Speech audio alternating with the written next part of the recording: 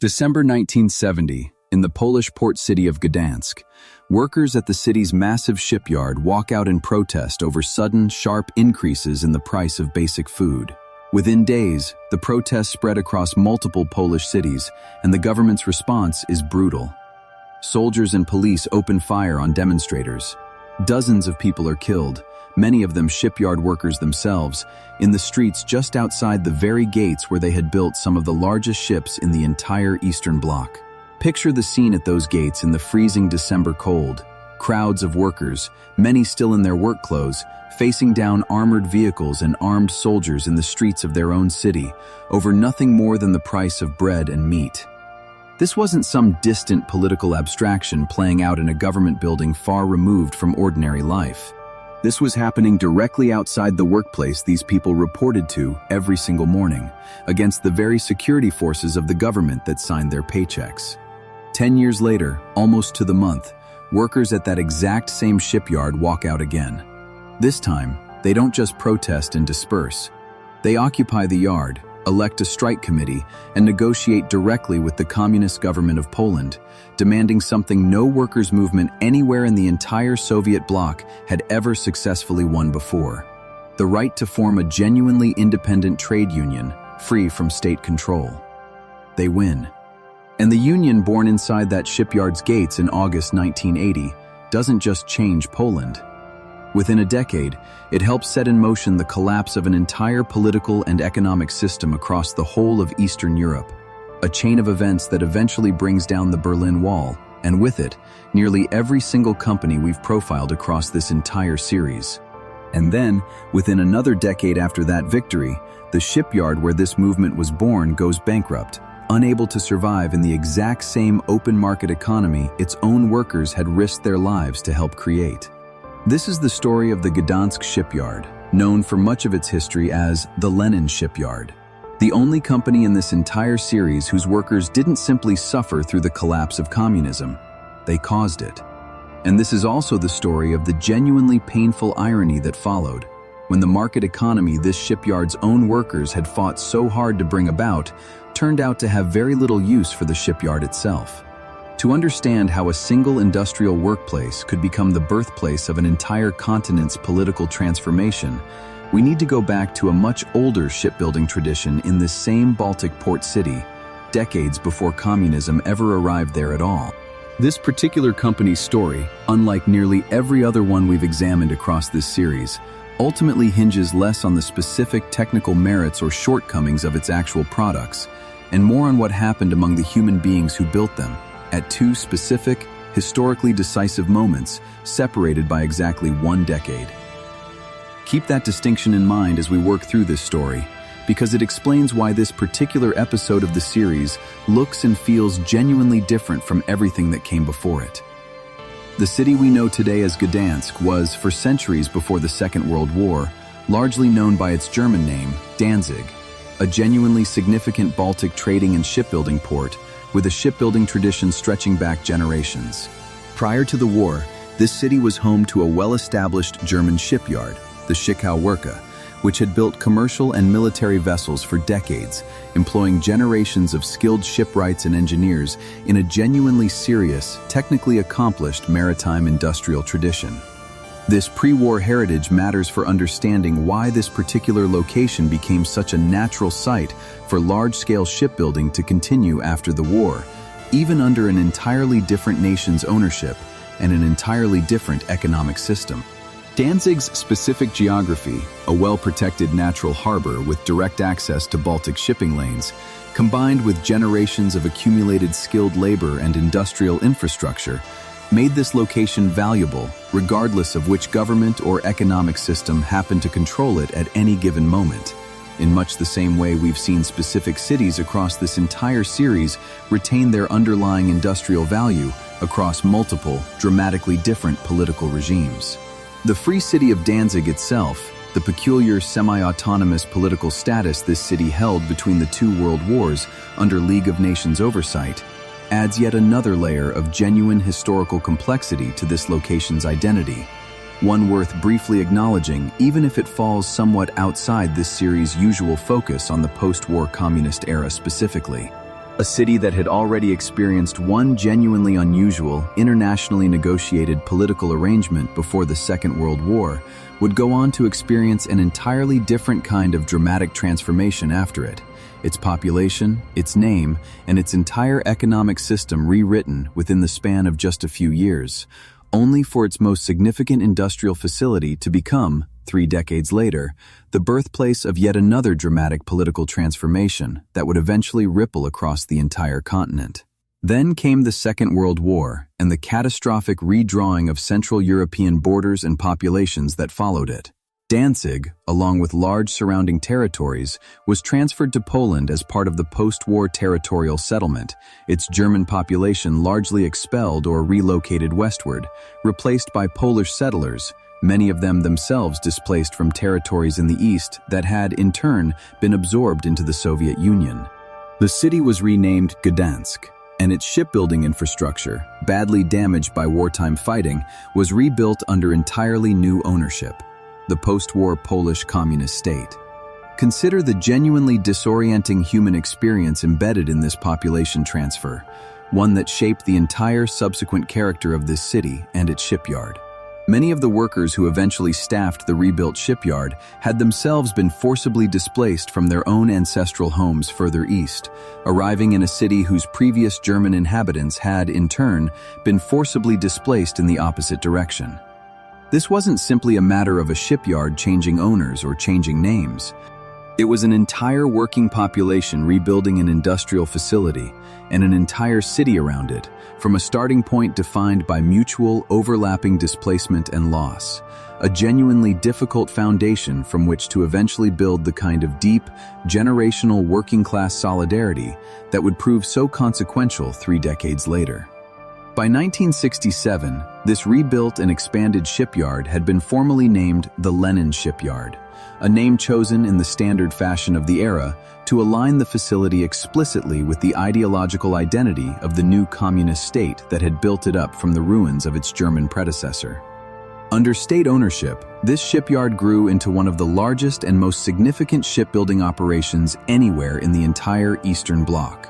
There's a particular irony worth noting in this specific naming choice, one that would become almost unbearably pointed just over a decade later. A shipyard named explicitly to honor the founder of Soviet communism would go on to host the single most consequential anti-communist labor action anywhere in the entire history of the Eastern Bloc, its own workers eventually forcing a Soviet-aligned government to grant concessions inside a facility literally named after the very ideology they were challenging. Whether the Polish communist leadership who chose this name in 1967 ever imagined the shipyard bearing it might one day host the beginning of their own system's downfall is, at the very least, one of history's more pointed coincidences. Poland's role within the broader Communism economic specialization system, the same system we've discussed regarding Hungary's buses and East Germany's electronics, assigned the country a genuinely major role in shipbuilding, and the Lenin Shipyard in Gdansk became one of the flagship facilities carrying out that assignment. The shipyard built commercial vessels, cargo ships, and specialized maritime equipment, exported not just within the Eastern Bloc, but to a genuinely wide range of international customers, becoming one of Poland's most significant sources of hard currency export earnings throughout the Cold War decades. Consider what this specialization meant for Poland's broader position within the socialist economic system,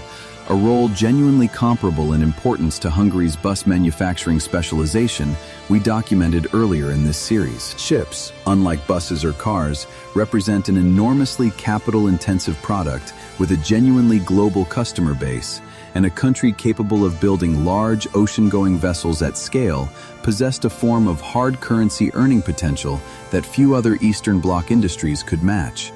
This gave Poland's shipbuilding sector, and the Gdansk Shipyard specifically, a level of strategic economic importance to the broader socialist trading system that went well beyond its immediate domestic significance. The shipyard's output ranged from bulk cargo carriers and container ships to specialized fishing vessels and, at various points, more specialized maritime equipment ordered by customers across both the socialist and non-aligned world. Unlike some of the other export success stories we've documented in this series, where Eastern Bloc products found their way into Western markets somewhat incidentally through aggressive discount pricing, Polish shipbuilding earned a genuinely respected international reputation on its own technical merits, with the Gdansk Shipyard and its sister facilities elsewhere in Poland collectively representing one of the more significant shipbuilding nations anywhere in the world by tonnage produced through the middle decades of the Cold War.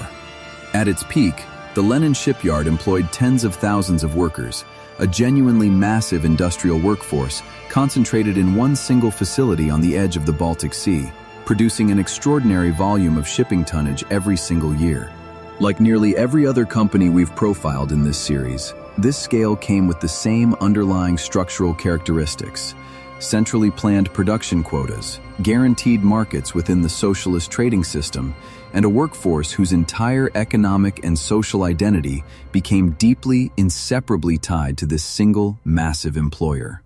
But the Lenin Shipyard's place in history was never going to be defined primarily by shipping tonnage. It was going to be defined by what happened at its gates, not once, but twice, in two separate, genuinely historic confrontations between Polish workers and the communist state that employed them. The first of these confrontations came in December 1970.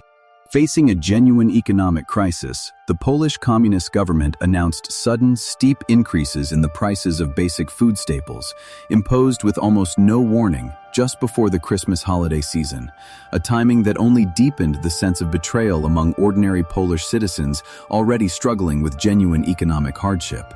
Workers at the Gdansk Shipyard, along with workers in several other Polish cities, walked off the job in protest, and what began as a labor dispute over prices quickly escalated into a broader, more dangerous confrontation with the state itself. Consider the genuine economic desperation underlying this protest, one easy to lose sight of when discussing it purely in terms of its eventual political consequences. For ordinary Polish families in 1970, the price of meat wasn't an abstract economic statistic.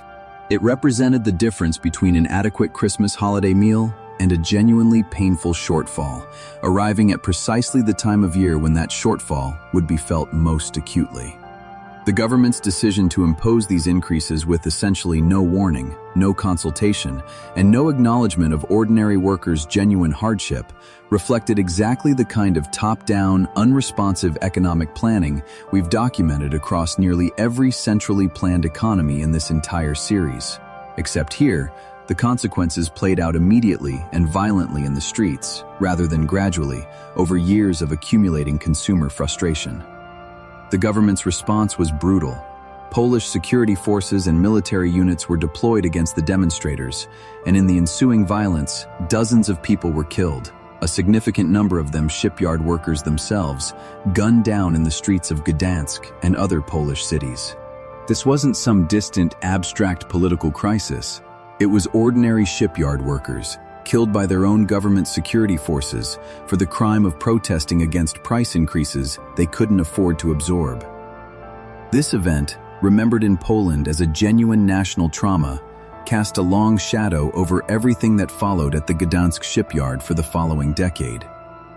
Workers who survived the 1970 crackdown, and the families of those who didn't, carried a genuine, deeply personal grievance against the communist state that employed them, a grievance that never fully faded, even as the immediate crisis eventually subsided and ordinary shipyard production resumed.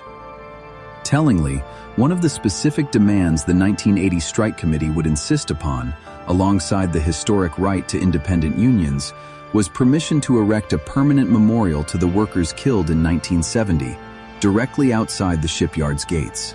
The government agreed, and a towering monument, 3 tall steel crosses topped with anchors, was unveiled at the shipyard entrance in December 1980, just months after the historic agreement was signed. This detail matters enormously for understanding the emotional continuity running through this entire story. The 1980 strikers weren't simply pursuing an abstract political or economic goal. They were, quite literally and quite deliberately, settling unfinished business with their own government over the deaths of their colleagues a decade earlier, insisting that those deaths finally be publicly acknowledged and permanently memorialized on the very ground where they had occurred. 10 years later, in August 1980, that grievance found its moment.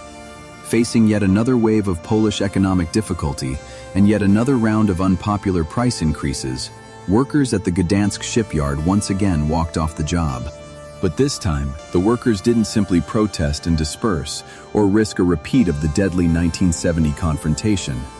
Instead, under the leadership of an electrician named Lech Wałęsa, who had himself been present at the shipyard during the 1970 violence, the workers occupied the shipyard entirely, refusing to leave, and formed an organized strike committee to negotiate directly with the government. Wałęsa's own personal history at this shipyard adds genuine weight to this moment. Having worked at the facility since the late 1960s, he had witnessed the 1970 violence firsthand and had subsequently been dismissed from his job on several occasions throughout the 1970s for his ongoing involvement in underground labor organizing, activity that had already marked him as a known troublemaker in the eyes of Polish state security well before the 1980 strike began. In August 1980, according to widely reported accounts from the time, Wałęsa reportedly climbed over the shipyard's perimeter wall to join workers who had already begun their occupation, having been dismissed from active employment there just months earlier. A genuinely dramatic personal detail that speaks to just how deeply this specific individual's own fate had become entangled with this specific workplace's political history over the course of an entire decade. Picture the strategic genius embedded in this specific tactical choice, one that fundamentally distinguished the 1980 strike from the tragedy of 1970.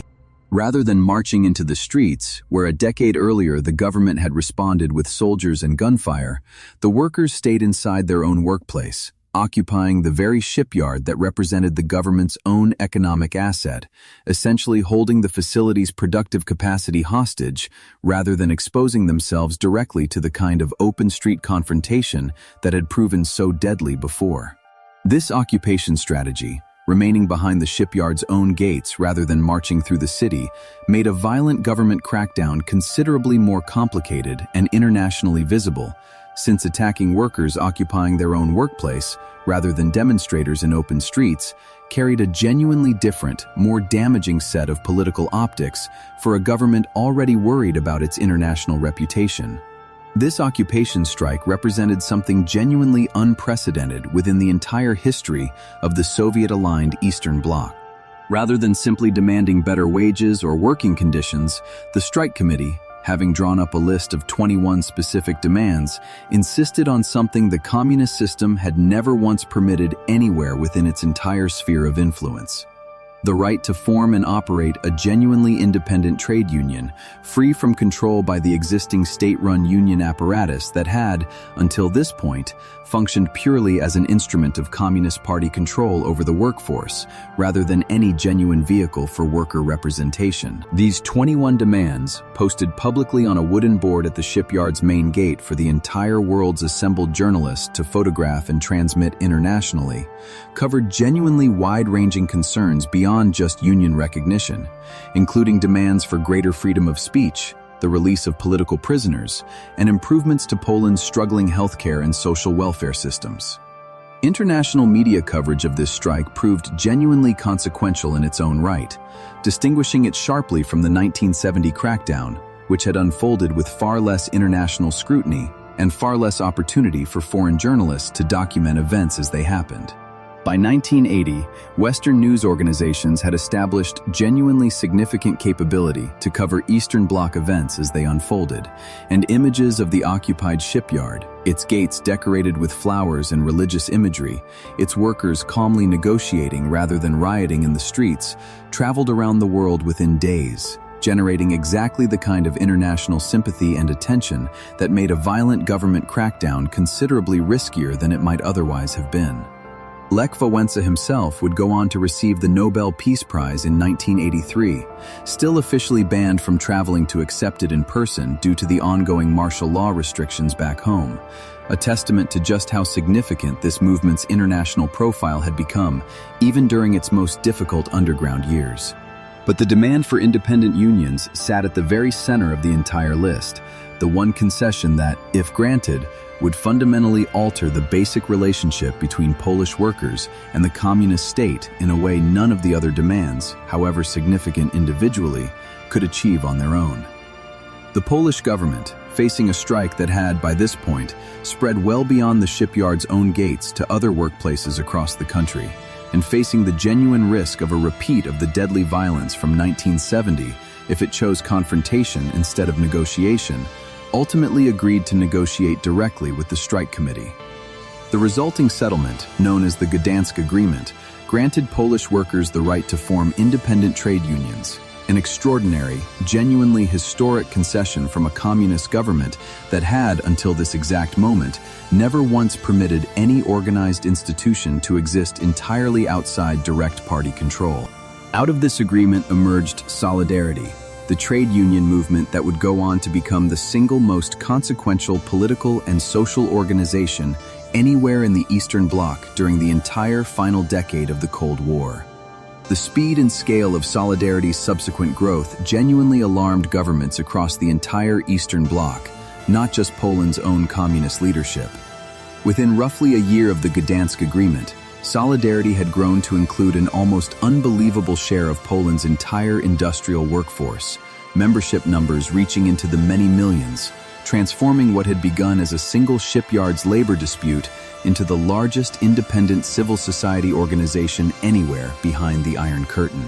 Soviet leadership in Moscow watched this development with genuine, escalating alarm, understanding all too well that if an independent trade union movement of this scale could successfully establish itself in Poland, one of the Warsaw Pact's most strategically important member states, similar movements might eventually take root in East Germany, Czechoslovakia, or anywhere else across the bloc, threatening the entire foundation of centralized Communist Party control that every single company we've profiled in this series had operated under for decades. Within just over a year, though, the Polish Communist government, facing enormous pressure from Moscow and genuinely fearful of Solidarity's rapidly growing political influence, imposed martial law across the entire country in December 1981, banning Solidarity outright, arresting thousands of its activists, and driving the movement underground.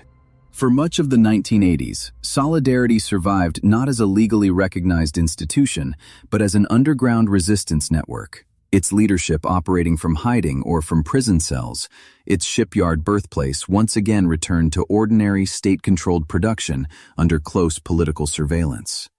Consider what it must have felt like for the very shipyard workers who had won that historic 1980 agreement to watch it suspended just 16 months later, tanks once again appearing on Polish streets, their own union leadership arrested or forced underground, ordinary shipyard production resuming as though the previous year's historic breakthrough had simply been erased by government decree.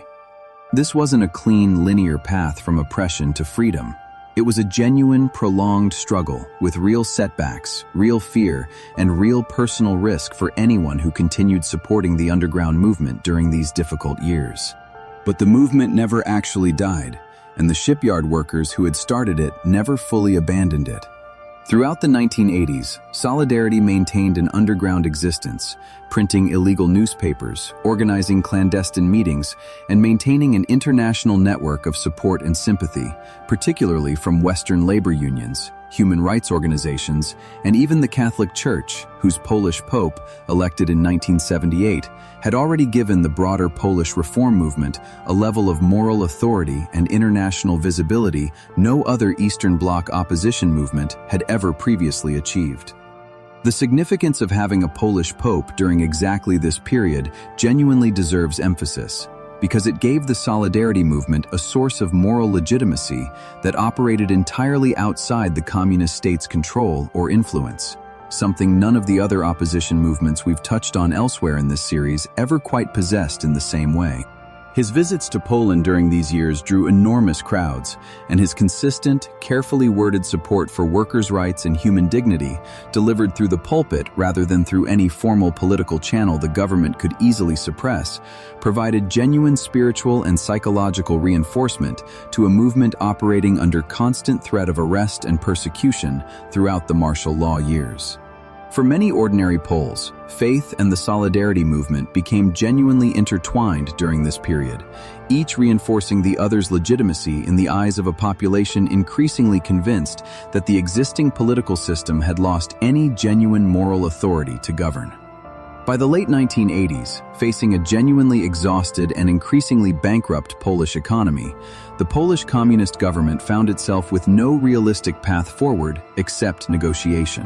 In 1989, the government agreed to formal roundtable talks with Solidarity's leadership, resulting in Poland's first semi-free elections since before the Second World War. Solidarity-backed candidates won an overwhelming victory in every contested seat, and by the autumn of 1989, Poland had become the first country in the entire Eastern Bloc to install a non-communist government, months before the Berlin Wall itself would fall. Consider the genuine political courage this negotiation required from Solidarity's own leadership at the time, several of whom had spent years in prison for their role in the movement, now sitting across a formal negotiating table from the very government officials who had ordered their arrest. There was no guarantee as these talks began that the communist government would honor whatever agreement emerged, or that Moscow itself would tolerate a genuine transfer of power away from Communist Party control in one of its most strategically significant satellite states. Every step of this process carried genuine risk, and the eventual peaceful outcome, viewed from today's vantage point, can obscure just how uncertain and fragile this transition genuinely felt to the people actually negotiating it in real time. This sequence of events deserves genuine emphasis here because it reframes everything else we've covered across this entire series in an important way. Every other company we've profiled experienced the collapse of communism as something that happened to them, an external political and economic shock arriving from Moscow's collapse, or from Berlin's falling wall, or from a reunification process decided by governments far removed from any individual factory floor. The Gdansk Shipyard's workers were different. They were not simply caught up in the collapse of the Eastern Bloc. They were among the people who caused it, whose 1980 strike and subsequent decade of underground organizing directly inspired and accelerated the broader wave of 1989 revolutions that eventually swept across every single country we've covered in this entire series, from Czechoslovakia to Hungary to East Germany itself. Poland's peaceful transition in 1989 is now widely understood by historians as the opening domino in that broader chain of events, the first crack in the Eastern Bloc's political foundation that, within months, spread to Hungary's own reforms, to the mass protests that toppled East Germany's government and brought down the Berlin Wall, and eventually to the Velvet Revolution in Czechoslovakia that we've already documented across Tatra and Skoda's own stories in this series. Every single collapse we've chronicled across this entire 9-part journey traces back, at least in part, to the events that began at this one specific shipyard's gates in August 1980. Think back across everything this series has documented so far. The Trabant, killed by the very freedom East German citizens finally won. Icarus, killed by the sudden collapse of the Soviet Union itself. Tatra, nearly destroyed by its own internal boardroom warfare. Wartburg's factory ground, claimed almost instantly by its ideological rival. Carl Zeiss Jena, split by war and eventually reunited with its own estranged half. Robotron, spending everything it had chasing a technological race it was never structurally permitted to win. Skoda, choosing to surrender its independence entirely and thriving because of that choice. Interflug, defeated twice by the very same rival, decades apart. CKD Praha, fragmented by the very privatization process meant to save it, even as its trams kept running for decades afterward. Every single one of these collapses, in ways direct or indirect, traces its ultimate origin back to a chain of events that began at this one shipyard's gates in August 1980. Without what happened here, none of the other 9 stories in this series would have unfolded the way they did, or perhaps at all. At least not on the same accelerated timeline that brought them all crashing down within roughly the same 18-month window at the turn of the decade. And yet, having played this genuinely extraordinary role in ending an entire political and economic system across an entire continent, the Gdansk Shipyard itself was about to discover that the market economy its own workers had fought so hard to bring about had very little patience or sentiment for the shipyard's own continued survival. There's a particular kind of bitter historical joke embedded in this transition, one worth stating plainly. The same broad ideological and economic arguments Solidarity's own leadership had used to justify their fight against communism. That centrally planned, subsidized, state-protected industries inevitably produced stagnation, inefficiency, and long-term economic decline turned out to apply just as ruthlessly to their own shipyard once genuine market discipline finally arrived. The workers hadn't fought to preserve their own jobs specifically. They had fought for a more open, more accountable, more genuinely democratic society, and that society, once achieved, judged their own workplace by exactly the same competitive standards it judged every other formerly protected industry across the entire former Eastern Bloc, this shipyard included. Poland's economic transition through the 1990s followed a genuinely aggressive path toward market liberalization, often referred to as shock therapy, rapidly dismantling state subsidies, price controls, and the broader planned economic apparatus that had protected industries like shipbuilding from genuine international competition for the previous 4 decades. The Gdansk Shipyard, exposed suddenly to a genuinely brutal global shipbuilding market increasingly dominated by highly efficient, heavily invested competitors in South Korea and Japan, found itself in a position genuinely similar to nearly every other company we've profiled in this series. An established Eastern Bloc industrial giant suddenly forced to compete against rivals who had spent decades refining their efficiency under genuine competitive market pressure. Consider just how formidable this particular competitive challenge genuinely was, arguably more severe than what most of the other companies in this series faced. South Korean and Japanese shipbuilders by the 1990s had spent decades investing in genuinely massive, highly automated shipyards, developing manufacturing techniques and economies of scale that allowed them to build vessels at costs the Gdansk Shipyard, still operating with considerably older equipment and a workforce and cost structure calibrated for an entirely different economic system, simply couldn't match. Unlike some of the other industries we've covered in this series, where at least a niche market or specialized product line occasionally offered some path to survival, global commercial shipbuilding by this point had become an almost brutally efficient, scale-driven business where genuinely marginal cost advantages, accumulated over decades of continuous investment, determined which shipyards won contracts and which didn't. The shipyard's financial position deteriorated steadily through the 1990s, weighed down by outdated equipment, a workforce and cost structure calibrated for an entirely different economic system, and mounting debt as it struggled to secure the kind of large-scale international shipbuilding contracts that could sustain its enormous existing workforce. In 1996, the original Gdansk Shipyard Company was declared formally bankrupt, an outcome that carried a particular, almost unbearable irony for a facility whose workers had, just 16 years earlier, risked their lives and livelihoods to help bring down the very political system that had, for all its manifest flaws, at least guaranteed the shipyard's continued state-subsidized existence. The shipyard didn't disappear entirely, though its subsequent existence looked dramatically different from its Cold War-era peak. Following the 1996 bankruptcy, various restructuring efforts and changes in ownership kept a considerably smaller shipbuilding operation running on portions of the original site, eventually passing, in the mid-2000s, into the hands of a Ukrainian investment group that took control of what remained of the shipyard's operations. Consider the particular strangeness of this specific ownership transition, worth pausing on given everything else this shipyard represents.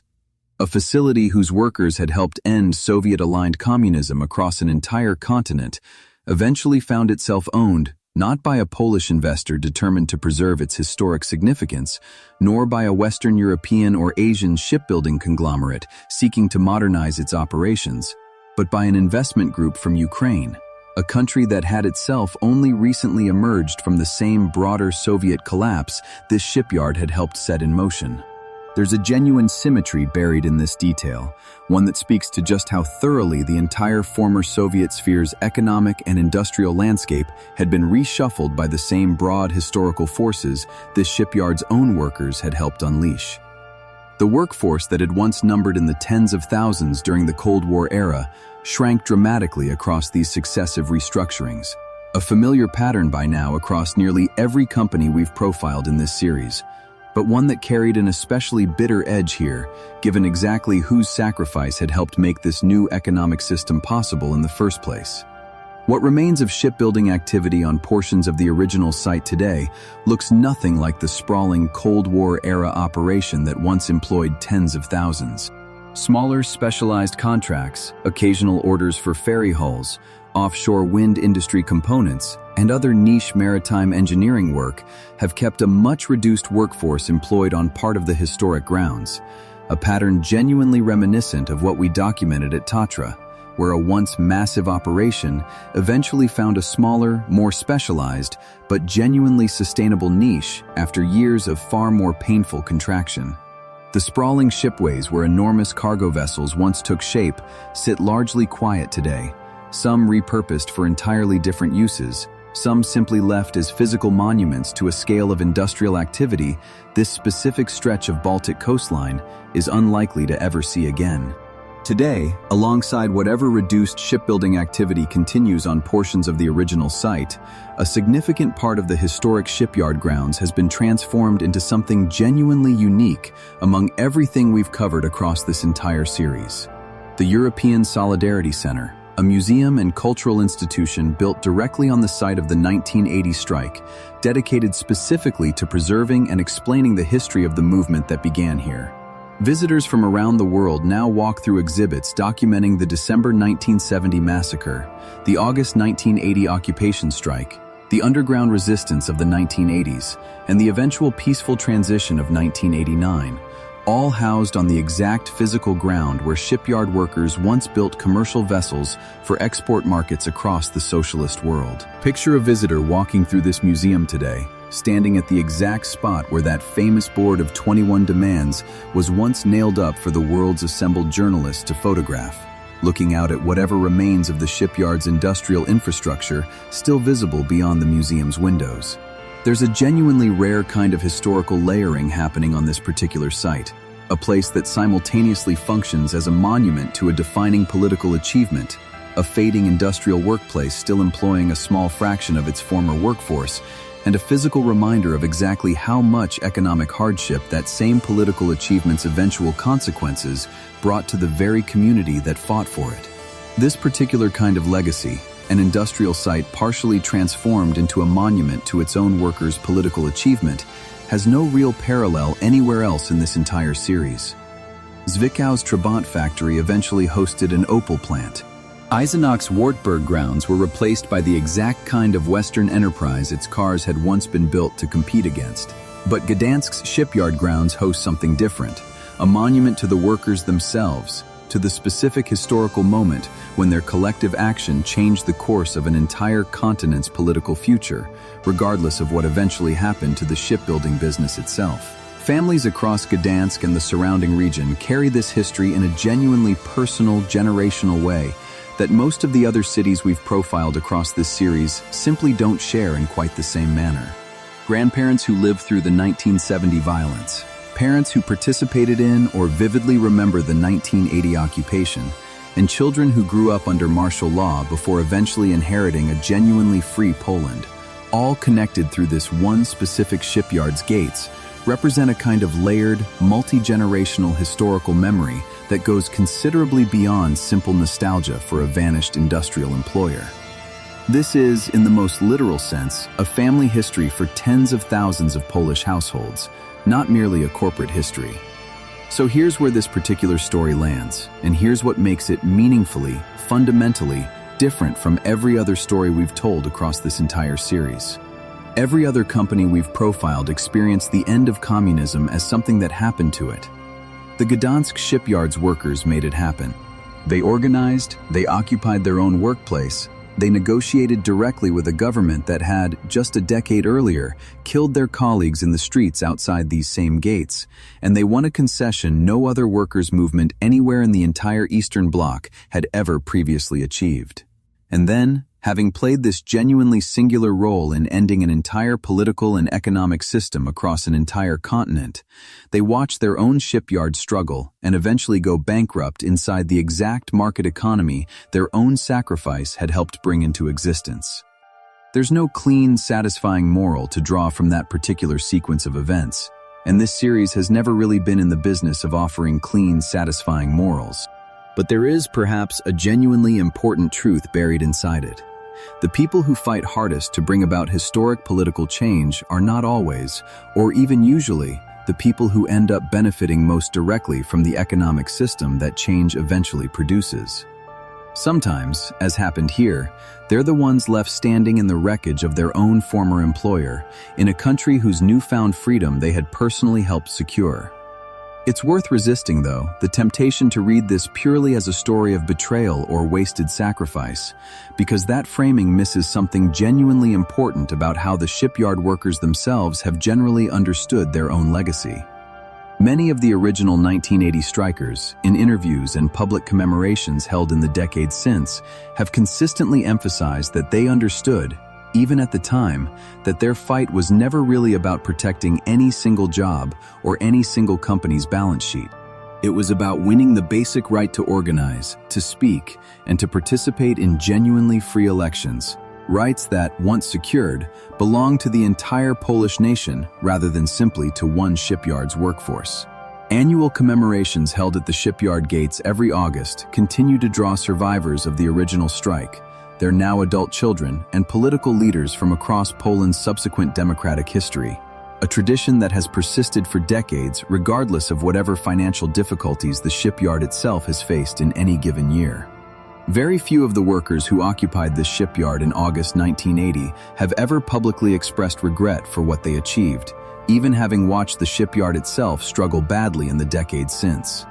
The freedoms Solidarity won, the right to travel, the right to organize, the right to elect their own government, the right for their children to grow up in a country no longer ruled by a single party, answerable ultimately to Moscow, represented for most of the people who fought for them a genuinely worthwhile trade, even at real economic cost to the specific industry and specific workplace where that fight originally began. This is a genuinely different kind of legacy than anything else we've documented across this series, one measured not simply in whether the original company survived, but in whether the broader freedom its workers fought for turned out to be worth what it eventually cost them personally. There's also something worth noting about the particular symbolism of what remains on this site today, regardless of the shipyard's own diminished industrial fortunes. The 3 steel crosses commemorating the workers killed in 1970 still stand at the shipyard gate. The European Solidarity Center still welcomes visitors from around the world, teaching new generations about exactly what happened here and why it mattered. Whatever the shipyard's balance sheet looks like in any given year, this particular site has secured a kind of permanence in the historical record that very few industrial workplaces, in any country, in any era, ever managed to achieve. Most of the companies we've profiled across this series are remembered, if they're remembered at all, for the products they built. This one is remembered for what its workers did. Consider for a moment how differently this entire series might read if the events at this shipyard had never happened at all, or had ended differently.